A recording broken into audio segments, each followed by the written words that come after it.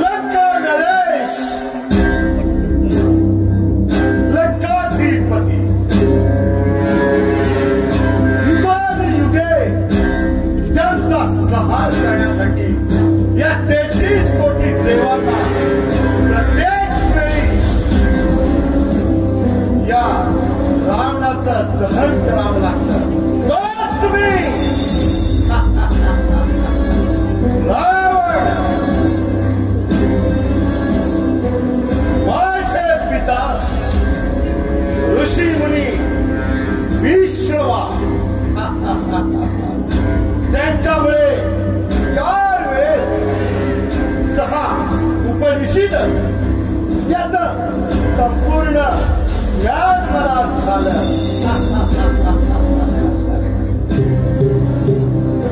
एकाच वेळी 10 पंडितांची बरोबरी करण्याचं सामर्थ्य माझ्यात असल्यामुळे साक्षात भगवान शंकराने माझं नामकरण दशानन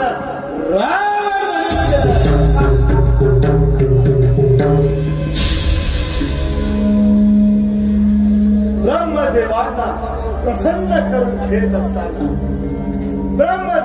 प्रसन्न करून घेत असताना दररोज 1000 कमल पुष्प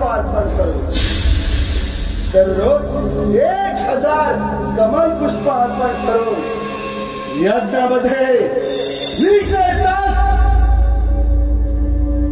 क्षणाचाही विलंब न करता स्वतःचा शिर टाकून यज्ञामध्ये आहुती दिली आणि ब्रह्मदेवांकडून अमरत्व प्रदान करून घेतलं. दशानन रावण. परंतु माझी माता कैकसी तीही दानव कुळातील. परंतु असं असताना सुद्धा तिनं वेळोवेळी लहानपणापासून मला भक्तीचं बाळ करू पाहिलं.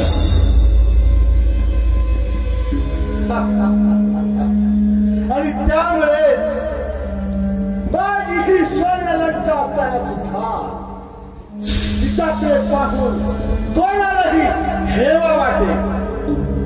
माझ्या या स्वर्णलंकेकडे पाहून कोणालाही हेवा वाटेल. असं असताना सुद्धा मी दशानन रावण भगवान शंकरांचा एकनिष्ठ शिवभक्त असल्याचा या त्रैलोक्यामध्ये दंश आहे.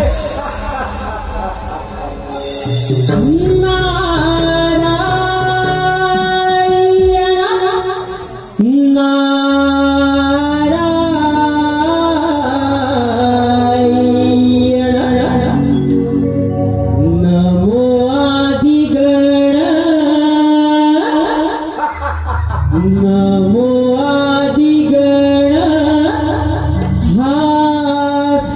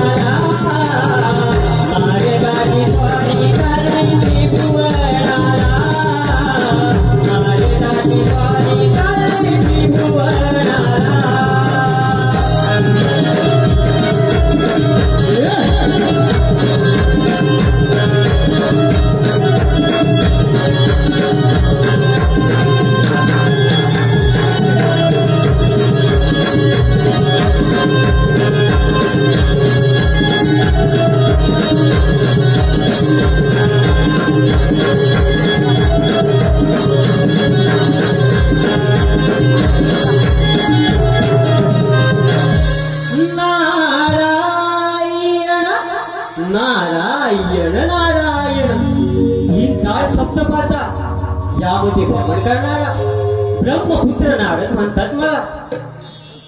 स्वर्ग फिरलो, पाताळ फिरलो, आता पृथ्वीवर आलो. अजूनही काही कळीचे साधन मिळाले नाही. चला काही कळीचे साधन मिळते का पाहूया. नारायण प्रणाम लंकाधिपती. कल्याण वस्तू देवाचे, कल्याण वस्तू. कसं काय बरं येणं केलं या माझ्या स्वर्णलंकेमध्ये. नारायण नारायण लंकाधिपती. आपल्या सारख्या शूरवीराचं पुढे सामना करण्याचं सामर्थ्य कोणाकडेही नाही. पण काय देवर्षी. नारायण नारायण लंकाधिपती. आपण एवढे शूरवीर असूनही आपली मातीच्या शिवलिंगाची पूजा करते. हे आपल्या प्रतिमेला शोभनीय नाही. नारायण महापराक्रमी, बलशाली, 14 चौघड्यांचं राज्य सांभाळणारा हा महापराक्रमी पुत्र असताना माझी माता तेही मातीच्या शिवलिंगाची पूजा करते. नाही देवर्षी, हे माझ्या प्रतिमेला शोभनीय नाही. देवर्षी, यावर आपणच काही उपाय असेल तर सुचवावा. नारायण नारायण लंकाधिपती. आपण तर शिवाचे भक्त आहात. हो, तेही खरंच. आपणाला जर आपल्या मातेची भक्ती सफल करायची असेल तर आपणाला शिवाचे आत्मलिंग असलेले शिवलिंग आणून आपल्या मातेची भक्ती सफल करा. वा वा वा वा देवर्षी वा. ही कल्पना तर मला सुचलेलीच नाही. माझ्या मातेच्या पूजेसाठी भगवान शंकरांचं आंतरिक शक्ती असलेला शिवलिंग. वा देवर्षी वा. माझ्या मातेच्या पूजेसाठी भगवान शंकरांचं आंतरिक शक्ती असलेलं शिवलिंग असो किंवा साक्षात शैलास पर्वत. रावण त्या आंतरिक शक्ती असलेलं शिवलिंग घेऊन या लंकेमध्ये खेळून येईल. देवर्षी, यासाठी मला माझ्या मातेच्या आशीर्वादाची गरज आहे आणि त्यासाठी मी मातेच्या आशीर्वादासाठी जाणार आहे. त्यामुळे आपण आपल्या भ्रमण असं चालू ठेवा. नारायण नारायण नारायण नारायण. पुराण काळापासून चालत आलेली परंपराच आहे.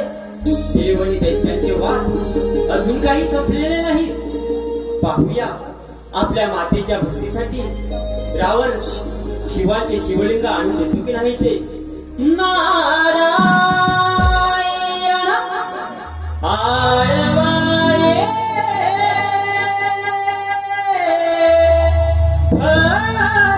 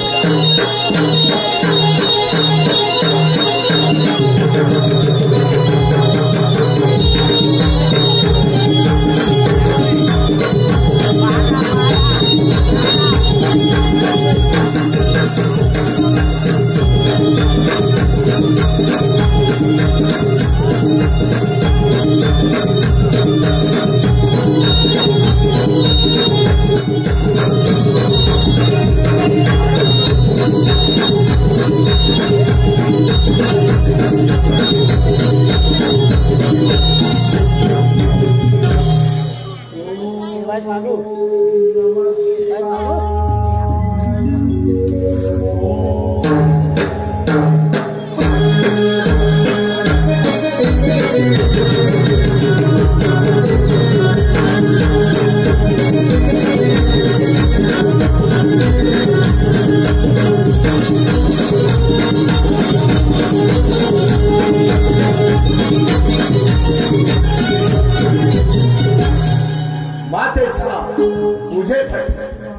भगवान शंकरांचं आंतरिक शक्ती असलेलं शिवलिंग आणायला निघालोय खरं, पण मला त्यासाठी मातेच्या आशीर्वादाची गरज आहे. माते, तुझ्या पुत्राचा साष्टांग प्रणाम. आशीर्वाद आहे पुत्रा, आशीर्वाद आहे. माते, या मातीपासून काय बरं बनवत आहेस तू? पुत्रा, या मातीपासून मी पूजेसाठी शिवलिंग बनवत आहे. नाही माते नाही, तुझा हा महापराक्रमी पुत्र असताना सर्व 33 कोटी देवांना सोळाकी कळप करून सोडणारा तुझा हा पहाडासारखा पुत्र असताना माते या मातीच्या शिवलिंगाची पूजा करतेस? नाही माते, हे माझ्या प्रतिमेला शोभनीय नाही. माते, तुझा हा पुत्र दशानन रावण भगवान शंकरांचं आंतरिक शक्ती असलेला शिवलिंग घेऊन तुझ्या पूजेसाठी या लंकेमध्ये येणार आहे. पुत्रा, पण हे शिवलिंग घेऊन येताना भगवान शिवशंकर उग्र आणि तापट स्वभावाचे आहेत. माते, भगवान शंकर कितीही उग्र किंवा तापट स्वभावाचे असले तरी हा दशानन रावण कठोर तपश्चर्या करून माते तुझ्या पूजेसाठी ते आंतरिक शक्ती असलेला शिवलिंग घेऊन या लंकेमध्ये येईल असं मी तुम्हाला वचन देतो. माते, त्यासाठी आपल्या आशीर्वादाची गरज आहे. आशीर्वाद आहे पुत्रा, आशीर्वाद आहे. येतो माते.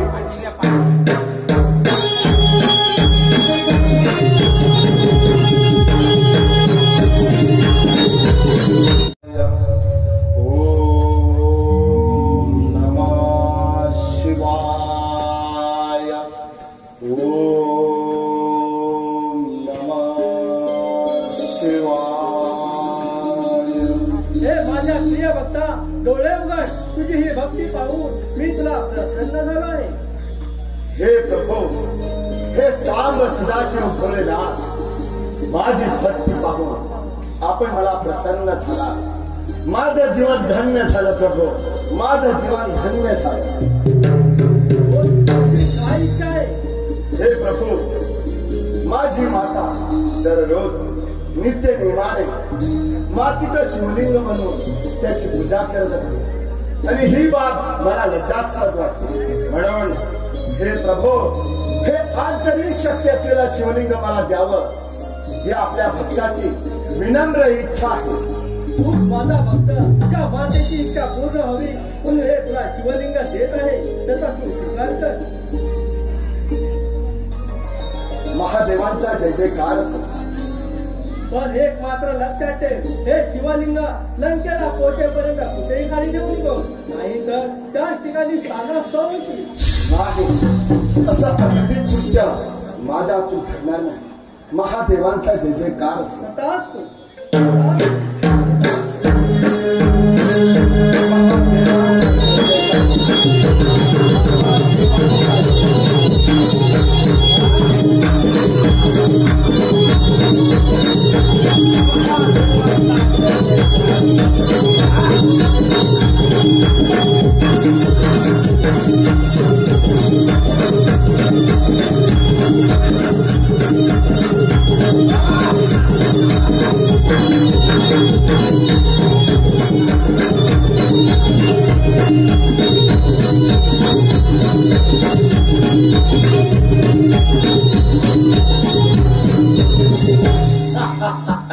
महादेवांचा जय जय जयकार असो.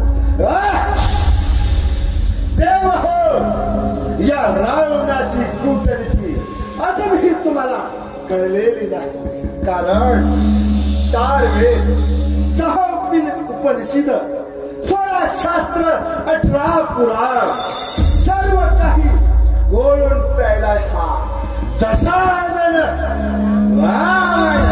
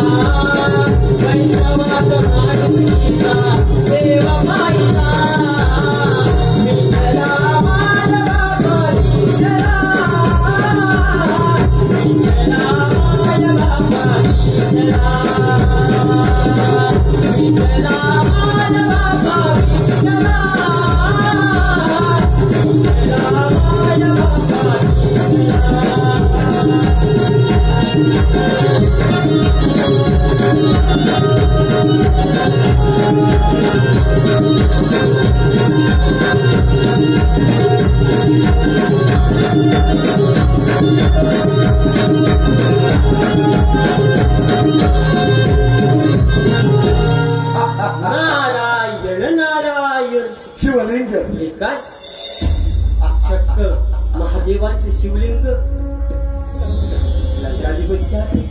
नारदा, अरे काय कुटकुटतो आहेस तू?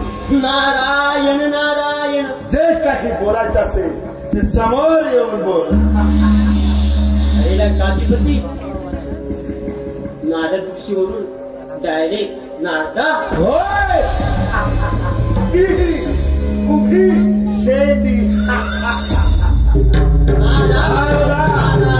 या रावणाच्या शक्तीची प्रचिती अजूनही तुला आलेली नाही. हे भगवान शंकराचं शिवलिंग घेऊन मी लंकेमध्ये जाणार आहे. कारण माझ्या मातेला दिलेल्या वचनाप्रमाणे हे शिवलिंग लंकेमध्ये घेऊन जाणार आहे. बरं, नारायण नारायण. अरे रावणा, देवराव माझ बरा नव्हे. गर्वाचे घर हे नेहमी खालीच असते. काय म्हणे, गर्वाचं घर नेहमी खाली असतं. अरे मान आहे मला, मी दशानन रावण असल्याचा. कारण कोणतीही दैवी शक्ती माझ्या शक्तीचा सामना करू शकत नाही. त्यामुळे नारदा, माझ्या मार्गात विघ्न आणू नकोस. हे बघ, निघालात हा दशानन रावण माझ्या स्वर्ण लंकेमध्ये. नारायण नारायण. जन्मांच्या जन्मांतरी जन्मला असणारा देव तो सोयरा खरा. या रावणाला तर फारच गर्व झाला आहे. हीच एक नामी संधी आहे या रावणाची गर्व करण्याची. पण ही बातमी आपण सारा देवांना जाऊन सांगूया. नारायण नारायण हे भगवंता दीना दयाला, हे भगवंता दीना दयाला, गंगा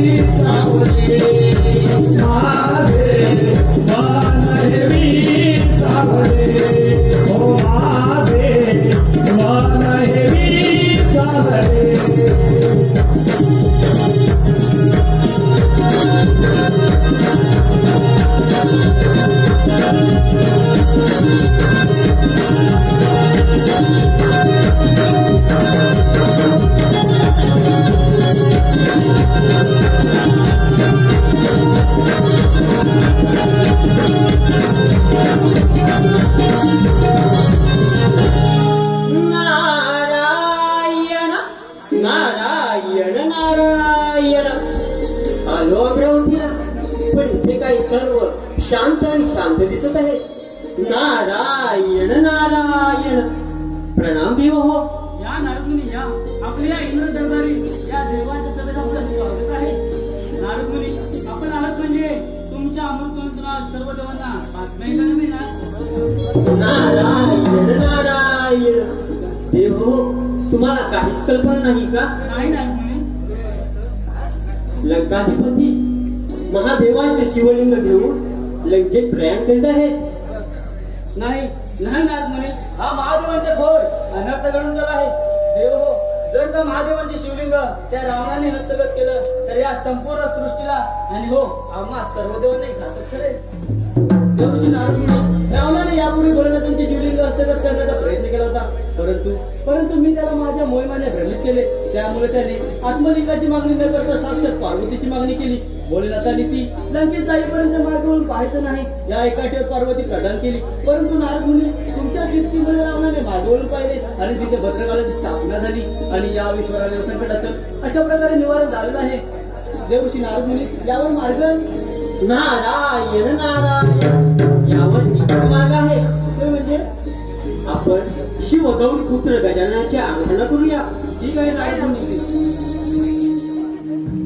भक्त तुझा रे उभा मंदिरी, भक्त तुझा रे उभा मंदिरी, मार्ग तू दे,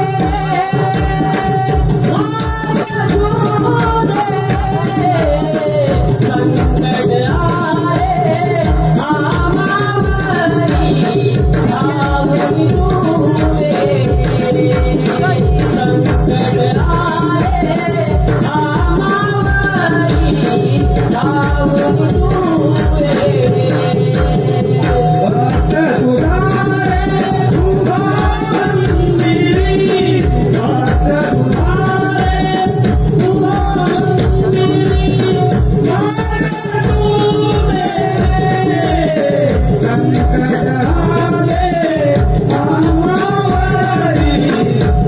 आवरी तूए, संकट आले आमावरी, आवरी तूए.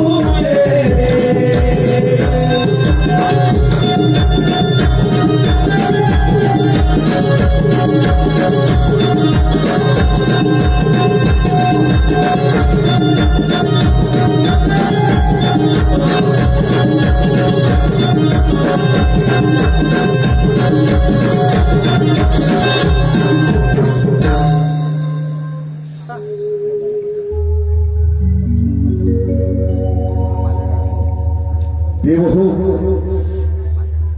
का बरं माझी आराधना करत आहात? बाळ घनश्याम, लंकेचा राजा रावणाने कैलासपती महादेवांची घोर तपश्चर्या केली आणि महादेव त्याला प्रसन्न झाले आणि साक्षात महादेवांची शिवलिंग घेऊन आता लंकेत जात आहे. यावर काहीतरी मार्ग करा. देव हो, तुम्ही मुळी चिंता करू नका, कारण मी गणपती गजानन स्वतःहून गुराख्याचं रूप घेऊन त्या जंगलामध्ये रावणाची वाट अडवून त्याचं गर्वहरण करून ते शिवलिंग भूतलावर ठेवून त्याचं निश्चितच गर्वहरण करणार आहे. त्यामुळे देव हो, तुम्ही मुळीच चिंता करू नका. तथास्तु तथास्तु तथास्तु.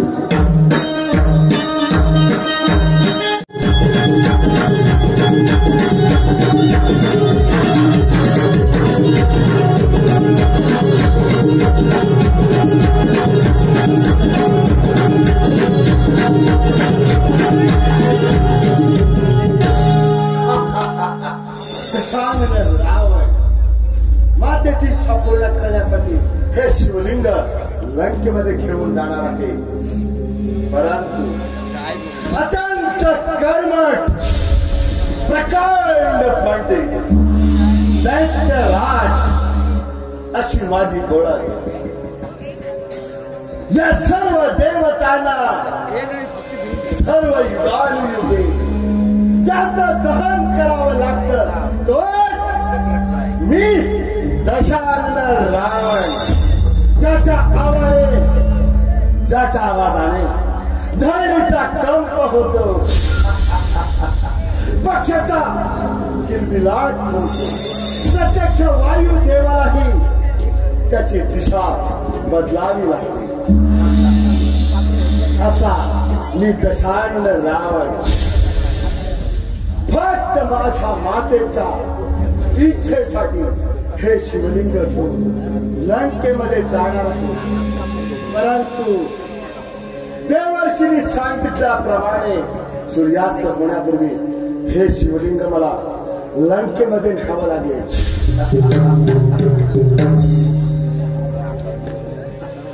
काय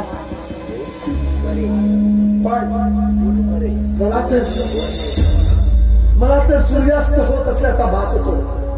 नाही नाही ठीक आहे, कूटनीती तर नाही ना, कारण सूर्यास्त होण्यापूर्वी मला माझी पंचकर्म उरकावी लागतील. मला तर लघुशंका होत असल्याचा भास होतोय. नाही काय करावं मला? हे शिवलिंग मी भूतलावर तर ठेवू शकत नाही, कारण भगवान शंकराने दिलेल्या वरदानाप्रमाणे हे जर शिवलिंग या भूतलावर ठेवलं तर तिथं त्याचं स्थान निर्माण होईल. अशा अवस्थेत काय बरं करावं? कुणाची मदत मिळेल मला? या घोर अरण्यामध्ये कोण बरं मदत करू शकत? नाही कोण आहेस तू? मी गुराखे. गुराखी या घोर अरण्यामध्ये? हो गुराखी तर गुराखी. माझी पंचकर्म उरकून हे शिवलिंग नेण्यासाठी या गुराखीची मदत घ्यावी लागेल.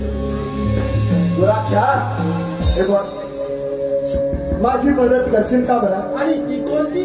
हे बघ, हे शिवलिंग थोड्या वेळासाठी तुझ्या हातामध्ये घट्ट पकडून ठेव. हे बघ, क्षणार्धात मी माझी पंचकर्म उरकून हे शिवलिंग हातामध्ये घेऊन लंकेमध्ये प्रयाण करणार आहे. महाराज हे शिवलिंग फार जड आहे. असणारच, कारण ते जोडणार आहे ते. थोड्या वेळासाठी हे शिवलिंग तुझ्या हातामध्ये घट्ट पकडून ठेव. हे बघ, मी लगेचच माझी पंचकर्म उरकून हे शिवलिंग घेऊन जाणार आहे. महाराज तुम्हाला 3 हाका मारे. काय 3 हाका मारे म्हणता आला नाही तर हे शिवलिंग जमिनीवर ठेवे. असं कधी कृत्य करू नकोस. हे शिवलिंग या भूतलावर मात्र ठेवू नकोस. हे बघ, मी क्षणार्धात परत देतो. ठीक आहे महाराज, येतो मी.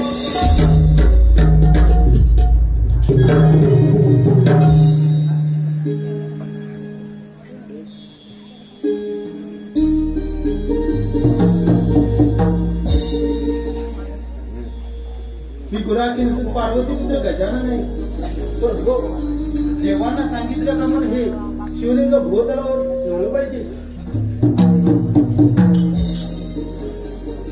पण महाराजांना हाक मारली पाहिजे. महाराज महाराज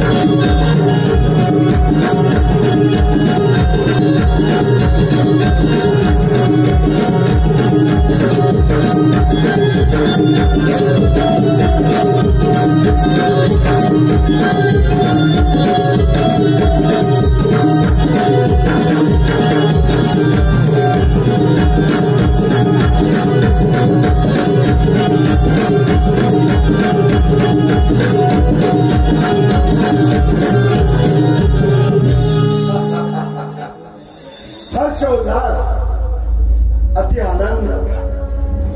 माझी सर्व पंचकर्म मी उरकले आणि ते गुराख्याकरता शिवलिंग मी लंकेमध्ये प्रयाण करणार आहे. गुराख्या, अरे गुराख्या, अरे देख शिवलिंग माझ्या हातामध्ये, कारण मी लंकेमध्ये सूर्यास्त होण्यापूर्वी प्रयाण करणार आहे. गुराख्या, गुराख्या, नाही बरं गुराखी, हे गुराख्या, काय काही कुटणीत तर नाही ना? कारण या रावणाच्या शक्तीचा कोणीही सामना करू शकत नाही.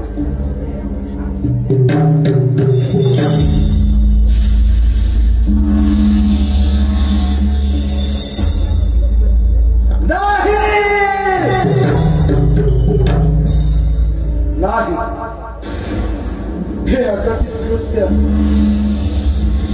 हे शिवलिंग या भूतलावर नाही, नाही, नाही. देव हो, या रावणाच्या विरुद्ध ही आतलेली कूटनीती, परंतु अशक्य असं काहीच नाही या दशानन रावणासाठी. हे शिवलिंग मुळासकट उठून लंकेमध्ये घेऊन जाणार तो हा दशानन रावण.